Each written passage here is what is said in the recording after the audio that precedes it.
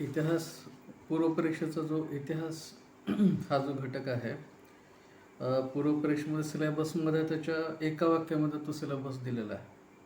History of India with special reference to Maharashtra and Indian national movement, एवढंच म्हटलं. भारताचा इतिहास महाराष्ट्राच्या विशेष संदर्भासहित आणि त्याच्यासोबत इंडियन नॅशनल मुवमेंट म्हणजे भारतीय स्वातंत्र्य चळवळ, एवढाच रेफरन्स दिलेला आहे. आता तुम्ही जर लोकसेवा आयोगाच्या प्रश्नपत्रिका जर बघितल्या तर आपल्या असं लक्षात येते की साधारणतः 2010-11 या काळातलं जर आपण प्रश्नपत्रिका बघितला तर याच्यामध्ये प्रामुख्याने त्यांनी आधुनिक भारतावरतीच प्रश्न विचारलेले आहे. परंतु आता जेव्हा सिलेबसमध्ये भारताचा इतिहास म्हटलं जातं, हिस्ट्री ऑफ इंडिया, आणि त्याच्यामध्ये त्यांनी काहीच दिलेलं नाही की म्हणजे प्राचीन असेल, मध्ययुगीन असेल, आधुनिक असेल किंवा काय असेल.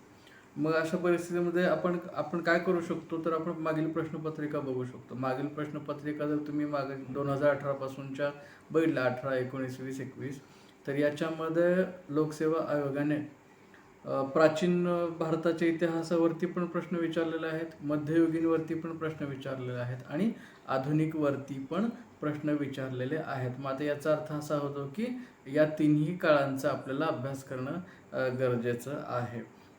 प्रश्नांचं स्वरूप जर आपण चेक केलं तर असं लक्षात येतं की 2010-11च्या काळामध्ये सगळे प्रश्न आधुनिक भारतावर होते, बहुतांश प्रश्न.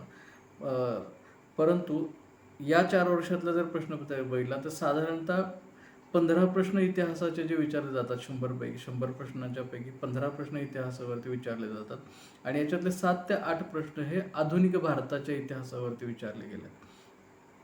म्हणजे आधुनिक भारतावरती मोठा भर आहे. परंतु असं जरी असलं तरी सुद्धा प्राचीन आणि मध्ययुगीन भारतावरती सुद्धा 15 पैकी साधारणतः 6-7 प्रश्न दरवर्षी विचारण्यात आलेले आहेत. प्राचीनवरती 4 असतील, मध्ययुगीनवरती 3 असतील किंवा जे काही डिस्ट्रीब्युशन असेल ते असेल. परंतु प्राचीन आणि मध्ययुगीन याच्यावरती सुद्धा साधारणतः 6-7 किंवा 7-8 प्रश्न येत असतात. आणि त्याच्यामुळे आता मात्र आपल्याला प्राचीन, मध्ययुगीन आणि आधुनिक अशा तिन्ही प्रकारच्या भारताचा अभ्यास करणं, इतिहासाचा अभ्यास करणं आता गरजेचं आहे. स्वातंत्र्यानंतरचे सुद्धा काही प्रश्न येतात. काही प्रश्न असे असतात की ते राजकीय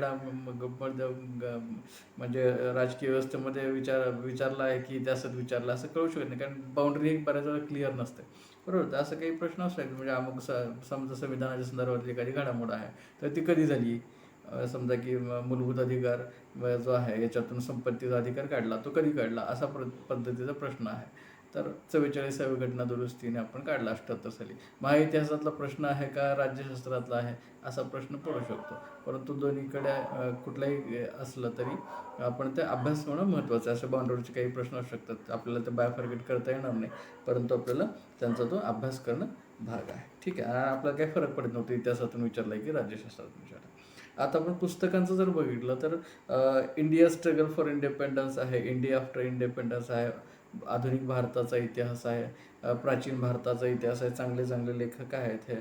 ग्रोवर बेल्लेकर आहेत, बिपिनचंद्र आहेत, धनंजय आचार्य, जयसिंगराव पवारांचं पुस्तक आहे, सुमन वैद्य आणि शांता कोठेकरांचं पुस्तक आहे, भाला भोळेंचे काही पुस्तकं आहेत, राजकीय भारत वगैरे, कोलारकरांचं स्वतंत्र भारताचा इतिहास आहे. पुस्तकं अनेक आहेत मार्केटमध्ये. तुम्हाला जर काही अडचण येत असेल तर तुम्ही अगदी वेबसाईटवरती सुद्धा, गुगलवरती सुद्धा तुम्ही जर टाकलं की महाराष्ट्र लोकसेवा किंवा पूर्वपरीक्षा इतिहास विषयाची तयारी असं काही टाकलं तरी तुम्हाला ते पुस्तकांची नावं येतात, इतिहास पुस्तकांची नावं. आणि चांगल्या चांगल्या वेबसाईटची पुस्तकं दिलेत, त्यांचे फोटो दिलेत तुम्हाला, तर ते काही पुस्तकं मार्केटमध्ये जाऊन चाळा आणि साधारणतः प्रश्नांच्या अनुषंगाने त्या पुस्तकं चाळा, प्रश्न लक्षात घेऊन, आणि जी पुस्तकं चांगली वाटतील ती वाचा. एक दोन पुस्तकं वाचा आणि ते रिपीटेडली वाचा. आणि ते जितकं तुम्हाला पिन पॉईंट स्टडी करता येईल तेवढं पिन पॉईंट स्टडी करा. म्हणजे तुम्ही 10 तास अभ्यास केला पण ईस्ट इंडिया कंपनीची स्थापना कधी झाली हे तुम्हाला माहीत नाही, नेमका तोच प्रश्न आला, तर मग तुमचा अभ्यास सगळा वाया जाणार किंवा तो मार्क मिळणार. त्यामुळे पिन पॉईंट अभ्यास केला. ईस्ट इंडिया कंपनीची स्थापना कधी झाली, ती इथं कधी आली, ती पहिली वखर कधी घातली, बरोबर, त्यांच्या लढाया झाल्या, कुणाकुणाशी झाल्या, त्यांचं साम्राज्य कधी संपुष्टात आलं, ह्या सगळं हे पिन पॉईंट स्टडी करा. म्हणजे असं आता तुम्ही बघितलं तर आपण हे जर प्रश्न जर इतिहासाचे बघितले, आधुनिक भारतातले जर प्रश्न बघितले तर 1857च्या बंडाच्या अनुषंगाने किंवा त्या स्वातंत्र्याला काही लोक उठाव म्हणतात त्याला, त्याच्या अनुषंगाने बरेचसे प्रश्न आलेले आहेत की बाबा हे स्वातंत्र्य समर कधी झालं किंवा त्याचे काय परिणाम झाले वगैरे या अनुषंगाने. आधुनिक भारतामध्ये ईस्ट इंडिया कंपनीची स्थापना 31 डिसेंबर 1600ला झालेली आहे. मग 1608मध्ये त्यांनी त्यांची पहिली वखार टाकली. पहिली वखार कुठं टाकली असा प्रश्न विचारला तर ते सुरतमध्ये टाकली. हे तुम्हाला सांगता आलं पाहिजे. म्हणजे तुमचा अभ्यास जो आहे तो हा पिन पॉईंट अभ्यास झाला पाहिजे. तुम्हाला फक्त ईस्ट इंडिया कंपनी इथे आली, राज्य करून गेली हे तुम्हाला माहीत असून चालणार नाही. तर तुम्हाला थोडासा पिन पॉईंट अभ्यास करायला लागला. तर पिन पॉईंट अभ्यास म्हणजे काही समजा 1857 युद्ध घेतलं, मी तुम्हाला काही पॉईंट्स त्याचे सांगतो. बाबा स्थापना कधी झाली मी तुम्हाला बोललो होता की 31 डिसेंबर 1600ला सुरतला पहिली वखार स्थापन केली. हे पण आपण पाहिलं. ब्राह्मी युद्ध कधी झालं? 1824मध्ये झालं. त्याच्यानंतर पंजाब त्यांनी कधी जिंकला? तर 1849मध्ये जिंकला. ते जे युद्धाचं कारण आहे, हे काय युद्धाचं कारण आहे, कशामुळे? तर तात्कालिक कारण जे आहे ते काडतुसाचं कारण आहे. डुकराची चरबी लावलेलं, गाईच्या आणि डुकरांची चरबी लावलेलं ते झालं. म्हणजे कुठल्या बंदुका होतं? तर एनफिल्ड बंदुका होतं. 34व्या पलटणीने सुरुवातीला त्याच्यामध्ये नकार दिलेला आहे. मंगल पांडे ज्यांचं नाव आपण काढतो हे कोण होते? 34व्या पलटणीमध्ये होते. आणि 29 मार्च 1857मध्ये त्याने एक युरोपियन अधिकाऱ्याला स्टार्ट केलं. मग हा पिन पॉईंट स्टडी आहे. तुम्हाला काही प्रश्न विचारले असं जाऊ शकतात. 8 एप्रिलला त्यांना फाशी दिलेला आहे. त्याच्यानंतर तात्या टोपेंना अटक झालेली आहे अलवारच्या जंगलामध्ये 9 एप्रिल 1859मध्ये. आता पहा, तसे प्रश्न जर तुम्ही काढले ना तर लाखभर प्रश्न निघू शकतील. हा जो सिलेबस आहे याच्यातले पिन पॉईंट स्टडी जर आपण केलं तर किमान लाखभर प्रश्न निघू शकतील. आणि म्हणजे एका प्रश्न विचारला जाण्याची शक्यता किती? 1,00,000 शक्यता आहे. मग हे सगळं तुम्ही पाठांतर करत बसलात तर कदाचित तुमचं ते होणार पण नाही. आणि असा प्रश्न विचारला जाण्याची शक्यता तुम्हाला म्हटलं 1,00,000, एक प्रश्नाची शक्यता 1,00,000 वगैरे असू शकते. तर त्याच्यामुळे सगळ्याच गोष्टी पाठ करत बसणं. सर्वसाधारणतः पिरियड लक्षात ठेवा की बाबा साधारणतः अमुक ह्या पिरियड 1857 साली ते बंड झालं आहे. त्याच्यानंतर त्याच्या अगोदर 1600 ते 1757 ह्या काळामध्ये त्यांची सत्ता स्थिर होत गेली. प्लासीची लढाई झाली आहे, बक्सारच्या लढाई वगैरे झाल्यात. आणि मग त्याच्यानंतर 1857ला ते उठाव त्यांच्या अगेन्स्ट झालेला. मग उठावाचे कारणं कोणते, परिणाम कोणते, ह्या सगळ्या गोष्टी ह्या अंडरस्टँडिंग करण्यावर भर आहे. कारण आपण जर आता आयोगाच्या प्रश्नपत्रिका पाहिला तर पूर्वीसारखे त्यांनी फक्त असं साध्या एका ओळीत उत्तर दिलं, एका शब्दात उत्तर देतील असे प्रश्न आता विचारलेले नाहीत. त्यांच्या प्रश्नांचं स्वरूप आता बदललेलं आहे. म्हणजे ते म्हणतात की आज एक प्रश्न फॉर एक्झाम्पल की श्रीरंगपट्टणचा तह झाला टिपू आणि इंग्रजांच्यामध्ये, टिपू सुलतान आणि इंग्रजांमध्ये. तर त्या तहामध्ये खालीलपैकी कोणती अट नव्हती असा प्रश्न. मग त्यांनी ते 4 अटी दिल्या आणि 4मधली कुठली अट नव्हती असा प्रश्न विचारला. म्हणजे टिपूने त्यांना अर्ध राज्य द्यावं, त्याच्यानंतर साधारण 3,30,00,000 वगैरे असं काही देताना ती खंडणी त्यांना द्यावी, बरोबर, पैसे तेवढं द्यावे. आणि ते सगळ्या अटी पूर्ण होईपर्यंत त्यांचे 2 मुलं त्यांच्याकडे ठेवावीत ब्रिटिशांच्याकडे, अशा अटी घातल्या होत्या. आणि चौथी अट त्यांनी त्या प्रश्नपत्रिकेत दिली की बाबा तैनाती फौजेचा स्वीकार करावा टिपू सुलतानाने, बरोबर. मग ह्या 4मधली कुठली अट त्यांनी स्वीकारली नाही अशा पद्धतीचा प्रश्न त्यांनी. म्हणजे किती तुम्हाला पिन पॉईंट स्टडी पाहिजे बा. आणि काही वेळा प्रश्नपत्रिका सोडवताना आपण काय गोष्टी स्किलवर पण काही गोष्टी डिपेंड असतात, किंवा माहीत असलेल्या गोष्टीकडून माहीत नसलेल्या गोष्टीकडे जाणं, हे तुम्ही लक्षात जर घेतलं तर तुम्हाला हे प्रश्न असे सोडवता येतात. कारण आता पहा, हे तैनाती फौज आहे, हे कधी तैनाती फौज लागू केली, कुणी केली याचा जर तुम्ही विचार केला तर लॉर्ड वेलस्ली नावाचा जो अधिकारी आहे, आणि लॉर्ड वेलस्ली यांनी ते तुमचं तैनाती फौजेचं धोरण भारतामध्ये लागू केलं. हे धोरण कधी केलं? तर 1799 ते 1805मध्ये केलं, बरोबर आहे. 1799 ते 1805मध्ये केलेलं आहे. मग आता हे टिपूचं युद्ध कधी झालं? तर टिपूचं युद्ध झालेलं आहे 1792 साली, बरोबर आहे.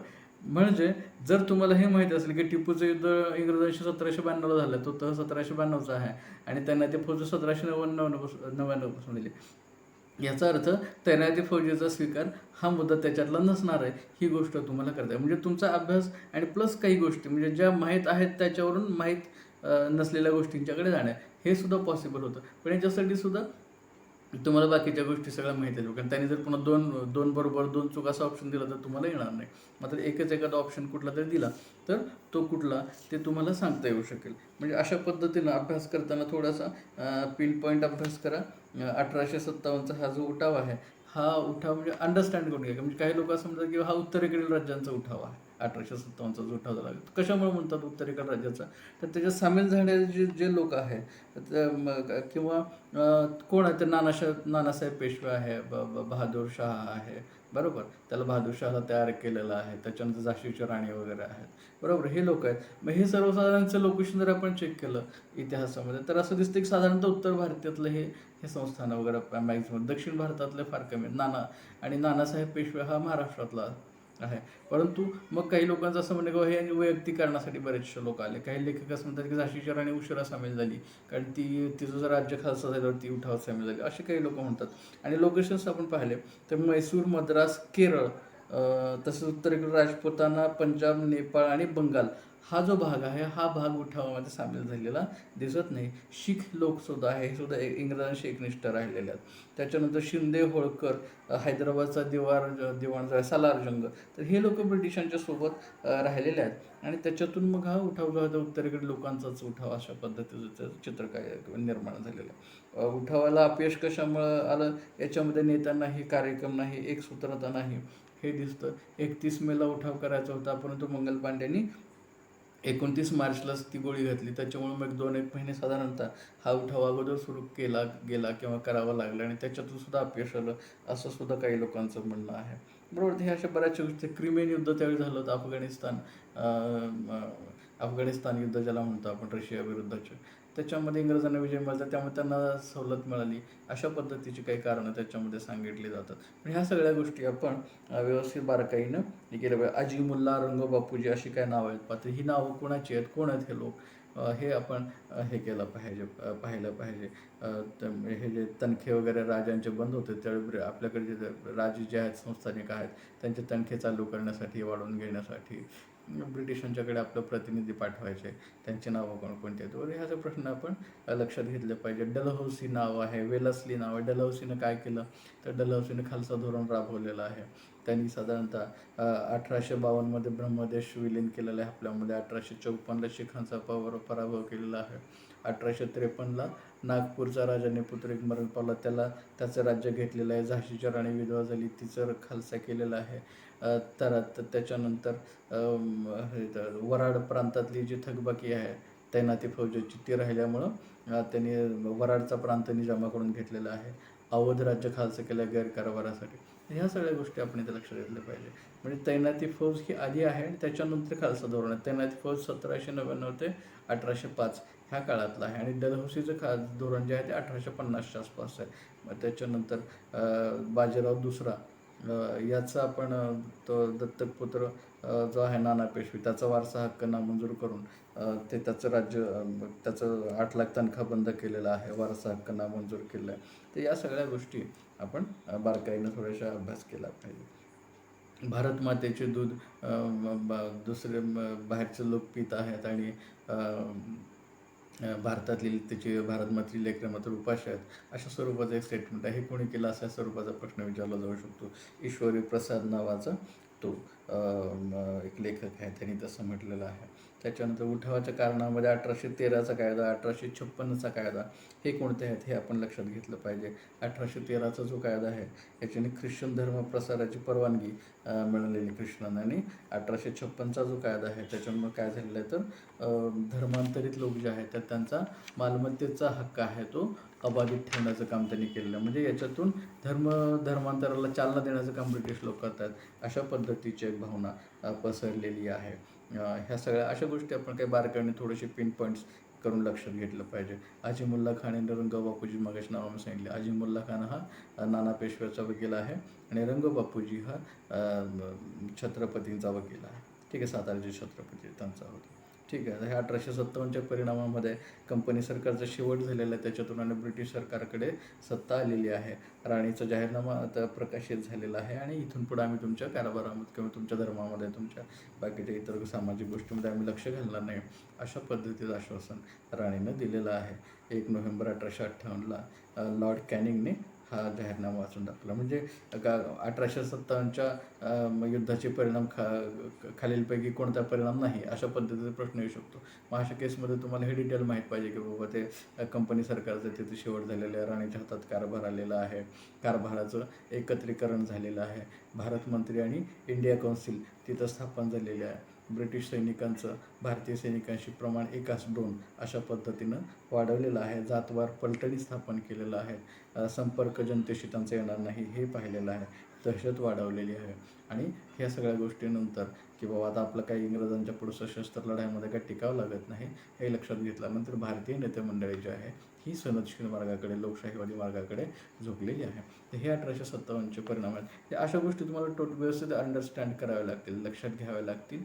काही गोष्टी कॉमन सेन्सने लक्षात येऊ शकतात, काही गोष्टी वाचून लक्षात येतील, पण जशा येतील तशा त्यात थोड्याशा व्यवस्थित समजून घेऊन आपण त्यांचा अभ्यास केला पाहिजे. मोर्लेमेंटो सुधारणा जो आहे 1909चा कायदा आहे, मॉन्टेग्यू चेम्सफोर्ड कायदा 1919चा, गांधी आयर्विन करार आहे 5 मार्च 1931चा, 1928ला आलेला नेहरू रिपोर्ट आहे, 1932चा रॅम्से मॅकडोनल्डचा कायदा आहे, म्हणजे पुणे करार जो झालेला आहे गांधी आणि आंबेडकरांच्या मध्ये. तर त्याच्या अगोदरच्या घडामोडी जर तुम्ही पाहिलं तर 1930, 31 आणि 32ला गोलमेज परिषदा झालेल्या आहेत.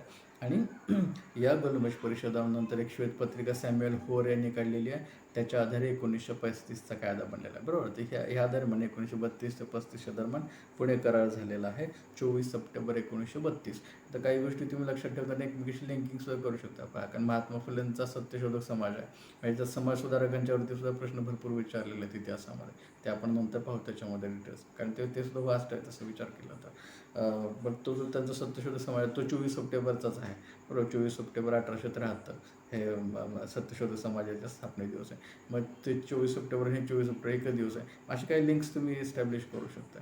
तुमचा समजा जन्म 1990चा असेल आणि मग 1890ला एखादी गोष्ट घडलेली असेल तर ती तुमच्या वाढदिवसाशी तुम्ही लिंक करा आणि त्याच्यातून लक्ष ठेवा. कारण इतिहास हा अशा गोष्टी वास्ट आहे आणि तुम्हाला काही टेक्निक्स त्याच्यामध्ये वापरावे लागतील, काही गोष्टीची तुम्हाला लिंक तयार करून ठेवावे लागतील. जसं आता मी 24 सप्टेंबरची ही लिंक तुम्हाला सांगितली, बरोबर. ही अशी लिंक तयार करायला ज्या पद्धतीने तुम्हाला शक्य होईल तशा पद्धतीने तुम्ही तो डेटा हे करा. कारण पहा, हे तुम्हाला याचेच हे पुणे करार किती तारखेला झालं याचा तसं पाहिलं तर तुमच्या प्रशासनाशी काही संबंध येणार आहे का? जेव्हा तुम्ही नोकरी कराल तेव्हा प्रशासनात अधिकारी म्हणून काम कराल, परंतु काही गोष्टींचं जास्तीत जास्त इन्फॉर्मेशन गोळा करणं, ती साठवणं, तिचे लिंक लावणं, ते लक्षात ठेवणं, वेळच्या वेळी त्याचा वापर करणं, ह्या गोष्टी तुमचं जे सवयी आहेत ना, ह्या सवयी तिथे कामाला येणार आहेत. आणि त्याच्यासाठी तशा सवयी तुमच्यामध्ये आहेत का नाही हे सुद्धा एक प्रकारे याच्यातून एवढा मोठा सिलेबस वाच ठेवण्याचं कारण तेच आहे की एवढी मोठी इन्फॉर्मेशन तुम्ही जमा कशी करताय, कुठून करताय, त्याच्यातल्या कोणत्या गोष्टी लक्षात ठेवताय, कितपत लक्षात ठेवताय, काही ट्रिकी प्रश्न विचारले तर तुम्ही त्यांना कसं सामोरं जाताय.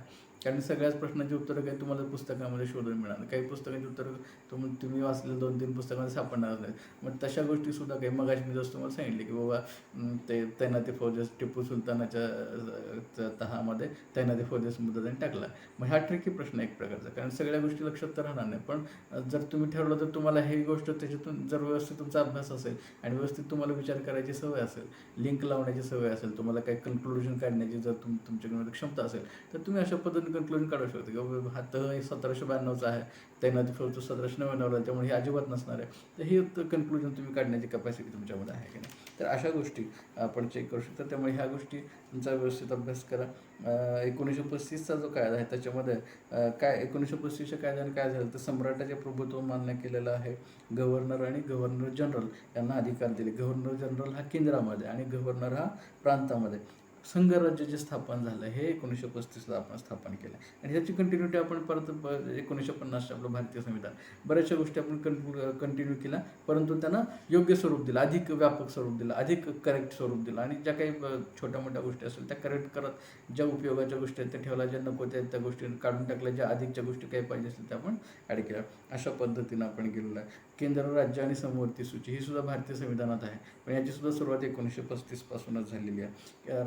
राज्यामध्ये काही संघर्ष असेल किंवा केंद्र राज्यामध्ये संघर्ष असेल तर ते सोडवण्यासाठी न्यायालयाची तरतूद आपण केलेली आहे.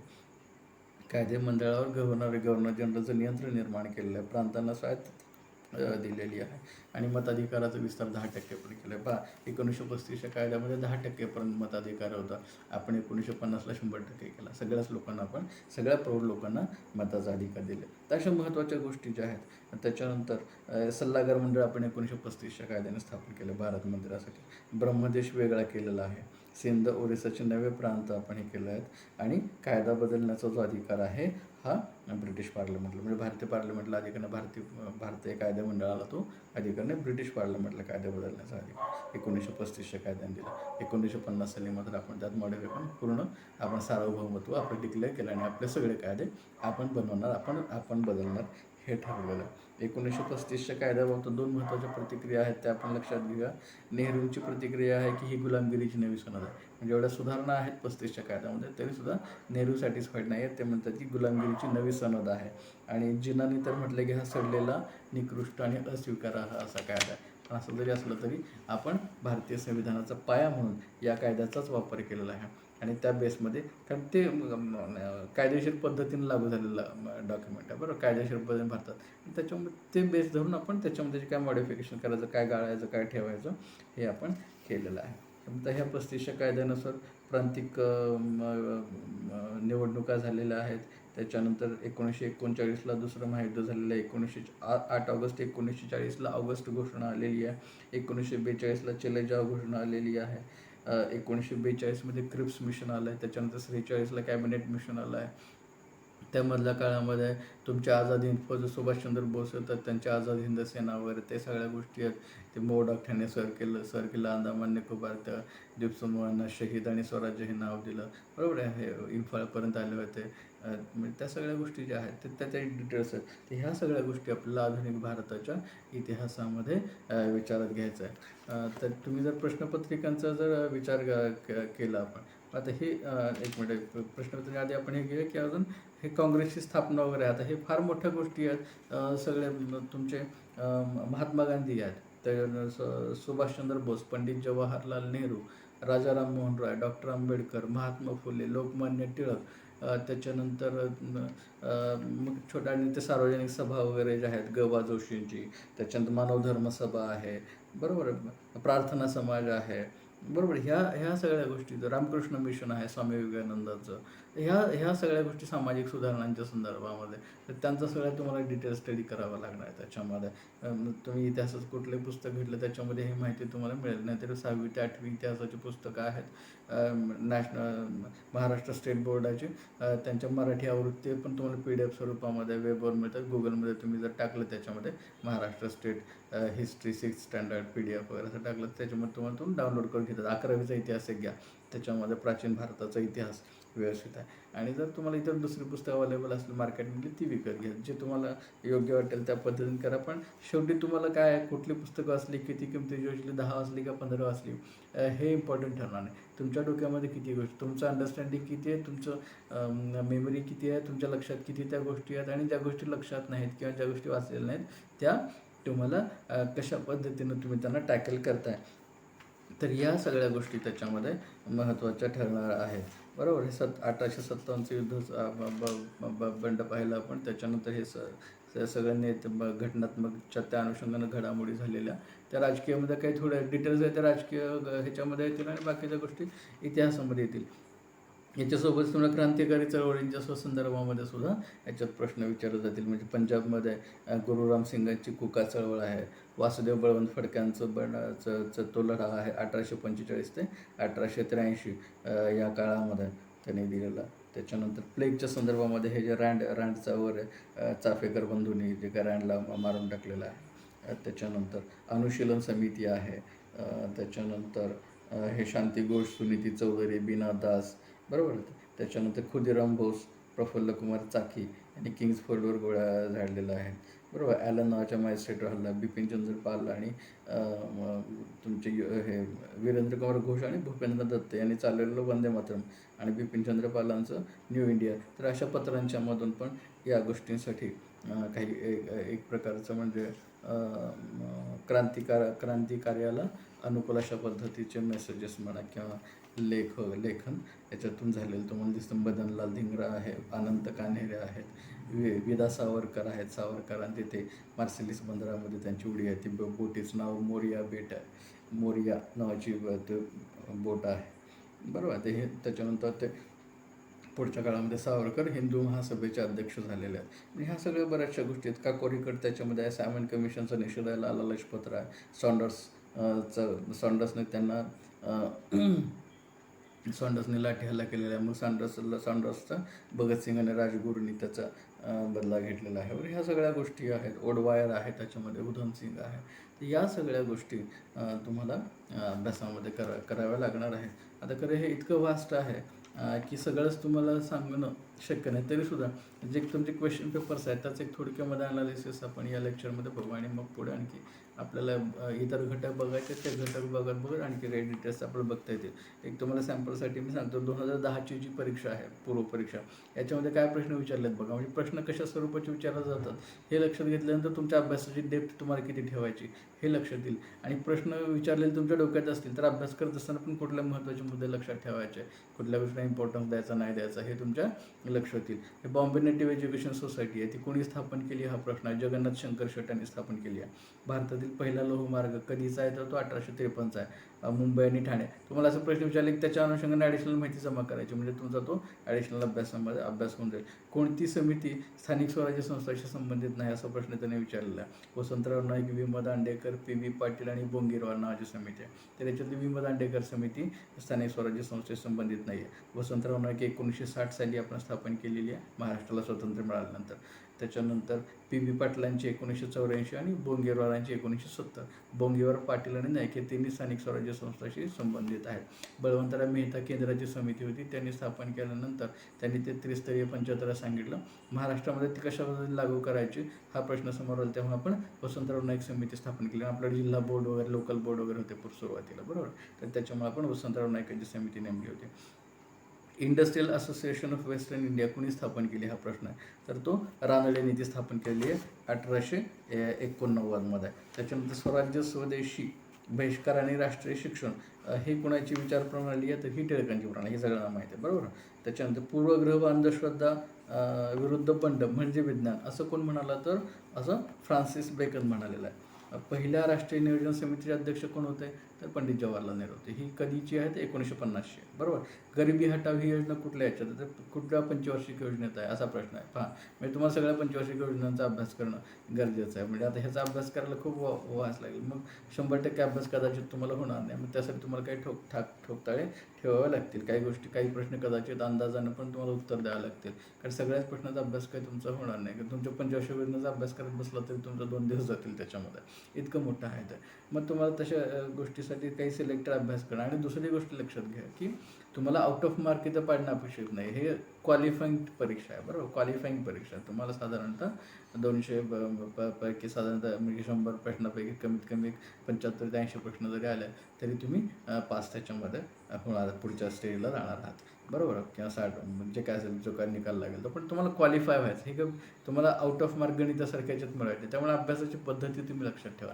कुठल्या गोष्टीला किती जोर द्यायचा आणि कुठल्या गोष्टीमध्ये किती वेळ, किती शक्ती वाया घालवायची हे लक्षात घेऊन तुम्ही अभ्यास करा. कारण पंचवार्षिक योजनाचा अगदी फार डिटेल अभ्यास करत बसला, त्याचं बजेट किती आहे, कुठं काय सगळं वर्षभर करत बसला तर त्याच्यातच तुमचं सगळं वेळ निघून जाईल. तर त्याच्यामुळे सिलेबस किती आहे, तुमच्याकडे वेळ किती अवेलेबल आहे, किती घटकांचा तुम्हाला अभ्यास करायचा आहे, ह्या सगळ्या गोष्टी घेऊन तुम्ही लक्षात अभ्यास करा. तुमचा या आत्तापर्यंतचा अभ्यास जो झालेला असेल, ज्या काही गोष्टी लक्षात असेल त्याच्यामध्ये वेळ न वाया गेला, तर ज्या गोष्टी माहीत नाहीत तुम्हाला, ज्या गोष्टी लक्षात नाहीत त्या गोष्टी लक्षात घेण्याकडे कल ठेवा. आणि त्या गोष्टी किती रिमाइंड करून पहा, तुम्हाला काय काय आठवतं आहे, काय माहिती आहे, काय नाही आहे. जे गोष्टी माहीत नाही तिकडे परत तुम्ही वेळ देऊ शकता. महाडतळे सत्याग्रह कोणी केला म्हणून प्रश्न आहे तर डॉक्टर आंबेडकरांनी 1927ला केला. घटना समितीचे अध्यक्ष कोण हा प्रश्न आहे. बरेच लोक चुकण्याची शक्यता आहेत. घटना समिती म्हटलं की डॉक्टर आंबेडकर आठवतात सगळ्यांना, परंतु डॉक्टर आंबेडकर हे मसुदा समितीचे अध्यक्ष आहेत. त्यामुळे घटना समितीचे अध्यक्ष कोण हा प्रश्न असेल तर प्रसाद हे त्याचं उत्तर द्यावं लागेल. सार्वजनिक सभेची स्थापना कोणी केली हा प्रश्न आहे. याचं उत्तर आहे गणेश वासुदेव जोशी. सार्वजनिक काका या नावाने ते प्रसिद्ध होते. श्रद्धानंद छात्रालय हे कोणी सुरू केलं हा प्रश्न आहे. पंडित पंजाबराव देशमुखांनी तो सुरू केला. कुठे केलं तर अमरावतीमध्ये 1932ला. म्हणजे श्रद्धानंद छात्रालय कोणी सुरू केली याचा अभ्यास करताना पंजाबराव देशमुख असा प्रश्न तेवढंच करून पुढे जायचं नाही. तर हे कुठं झालं, कधी झालं अशी ॲडिशनल माहिती गोळा करण्याचा प्रयत्न करायचा. पूर्वी तुम्हाला काही साधनं नव्हती. आज पुस्तकात नाही सापडलं तर तुम्ही गुगलवरती टाकू शकता आणि ती माहिती नोट डाऊन करून घेऊ शकता. बरोबर. एक पुस्तक वापरा, 2 पुस्तकं वापरा, तिथं नोट डाऊन करा किंवा एक वही नोटबुक करून त्याच्यामध्ये इम्पॉर्टंट पॉईंट्स असे ॲडिशनल ॲड करा. म्हणजे तुमचा अभ्यास चांगला आणि त्या गोष्टी परत रिपीटेडली वाचत राहा. नाही तर एक गोष्ट तुम्ही आज वाचली 2 दिवसांनी विसरून जाते आणि याच्यात तर इतके डिटेल्स आहेत की ते विसरून जाण्याची शक्यता फार जास्त आहे. 1958 भारतरत्न महाराष्ट्रातील कोणत्या सुधारकाला मिळाला असा प्रश्न. डॉक्टर आंबेडकर बऱ्याच लोकांना वाटेल, पण डॉक्टर आंबेडकर नाही. याचं उत्तर कर्वे आहे. डॉक्टर आंबेडकरांना 91 साली आपण दिलेलं आहे, 1991 साली, कारण 1891 हे त्यांचा जन्म दिनांक होता. त्याच्यामुळे 100 वर्ष झाल्यानंतर त्यांना आपण दिलेलं आहे VP सिंगांच्या काळामध्ये. ठीक आहे. मागासवर्गीयांसाठी परत 50% आरक्षण कोणी लागू केलं, हे राजर्षी शाहू महाराजांनी. कधी केलं म्हटलं तर त्यांचा जो वाढदिवस होता 20 की 22 की 26 जून त्याचा वाढदिवस, त्यावेळेला त्यांनी ते केलेलं आहे. लोकहितवादी या नावाने गोपाळ हरी देशमुखांचं टोपण नाव लोकहितवादी. बरोबर. त्यांनी कोणत्या पत्रात लिखाण केलं तर प्रभाकर हे पत्र आहे. प्रभाकर पत्रामध्ये त्यांनी लिखाण केलं. आता प्रभाकर पत्रात लिखाण केलं म्हणजे लगेच तुम्ही प्रभाकरची पण ॲडिशनल माहिती काढून ठेवा. भाऊ महाजनांचं ते पत्र आहे आणि काय थोडक्यात डिटेल तुम्हाला असतील तर म्हणजे तुमची तयारी वास्ट अशा पद्धतीने होतले. त्या प्रश्नाच्या अनुषंगाने आजूबाजूला येणारे काही प्रश्न त्यांची माहिती काढून ठेवायची. बरोबर.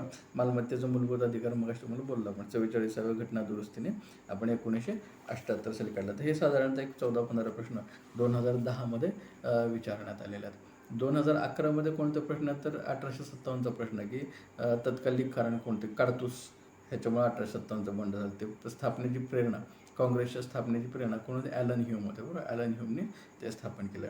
आर्य महिला समाज कोणी स्थापन केला हा प्रश्न आहे. पंडिता रमाबाईंनी केला. तो कधी केला हा प्रश्न असेल तर 1882 साली केला.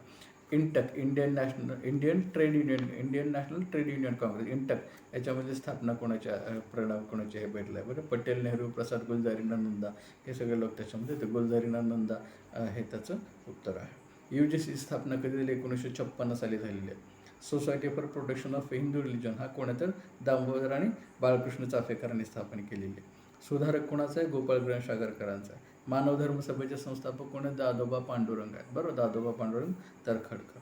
महाड सत्याग्रहाचा प्रश्न परत एकदा आला आहे डॉक्टर आंबेडकरांचा. ठीक आहे. कधी वर्ष विचारलं जाईल, कधी नाव विचारलं जाईल, कधी आणि दुसरं महाड कुठे आहे विचारलं जाईल, असं काही प्रश्न येऊ शकतो. बरोबर.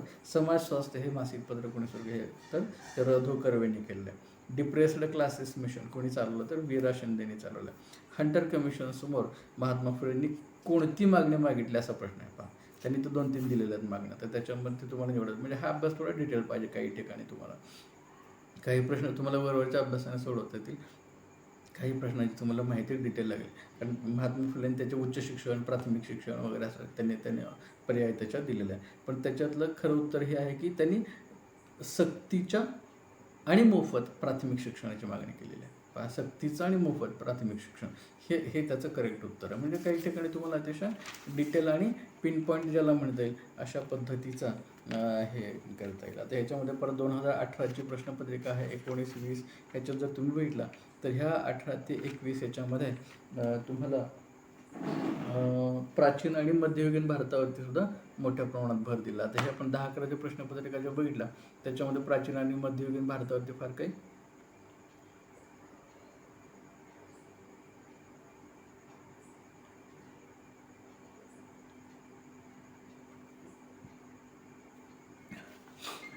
तर फारसं भर काही तिथे देण्यात आलेलं नाही. नंतरच्या काळामध्ये भर दिलेला आहे. तर ह्या पुढच्या 4 प्रश्नपत्रिका ज्या आहेत हे आपण पुढच्या लेक्चरमध्ये बघू. त्याच्यानंतर भूगोलाचा थोडासा अभ्यास अगोदर आपण बघूया, इतर घटक पाहू आणि त्याच्यानंतर मग ह्या प्राचीन मध्ययुगीन भारतावरती काय प्रश्न आहेत याची पण आपण चर्चा करूया. आज आपण इथं थांबूया.